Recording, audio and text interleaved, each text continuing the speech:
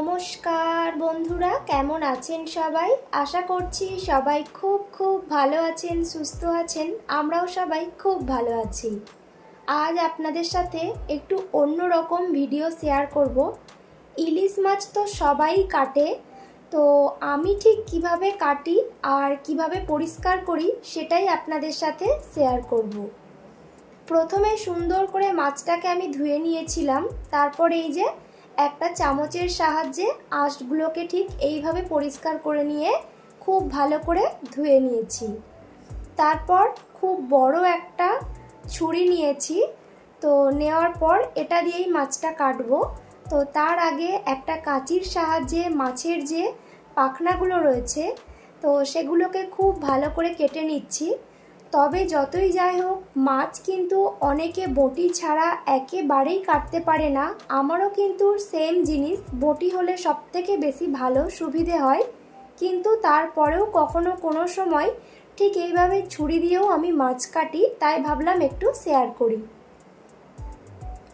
প্রথমে মাছের মাথাটা কাটার পর এত সুন্দর দেখলাম যে মাছের পেটে পুরো ডিম ভর্তি।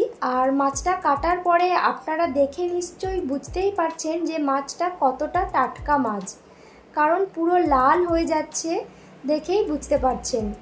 তো যাই হোক, এখানে আমি মাছটাকে খুব সুন্দর করে কেটে নিচ্ছি। তবে হ্যাঁ, যেহেতু আমি প্রথমেই ধুয়েছিলাম তাই মাছটা কাটার পরে আমি কিন্তু আর মাছটাকে একেবারেই ধোবো না। তার কারণ কিন্তু এখন যদি ধুই কাটার পরে, ইলিশ মাছ এমনই একটি মাছ, তখন তার স্বাদটা কিন্তু একেবারেই চলে যাবে। মাছটা কাটা হয়ে গেছে, আর ঠিক এইভাবে কাঁচি দিয়ে লেজের অংশটুকুও কেটে নিচ্ছি। এই লেজের কাছটা যে জায়গাটা কাটছি এইটুকু জায়গায় কিন্তু একটু বালি ভাব থাকে, তাই এইটুকু ঠিক এইভাবে কোণ করে কেটে নিচ্ছি। তারপরে দেখুন মাছের ভেতরে যে ডিমটা হয়েছে, খুব আস্তে আস্তে একটু কিন্তু হাতের সাহায্যে আঙুল দিয়ে এইভাবে বের করে নেওয়া যাবে। খুবই সাবধানে করলে ভালো, নয়তো বা মাছের সাথে ওই যে পেটির অংশটা আবার ভেঙে যেতেও পারে। তো আমি কিন্তু এইভাবেই করি। আপনারা কিভাবে কাটেন বা কেমনভাবে রান্নাও করেন সেটাও আমাকে কমেন্টে জানাতে পারেন। তো চলুন, আজকের ভিডিও এইটুকুই। ভালো থাকবেন, সুস্থ থাকবেন। দেখা হচ্ছে পরবর্তী আরও একটি নতুন ভিডিওর সাথে। ভিডিওটি ভালো লাগলে অবশ্যই একটি লাইক করবেন, আর আমার নতুন পেজটি প্লিজ ফলো করে দেবেন। সবাইকে টাটা।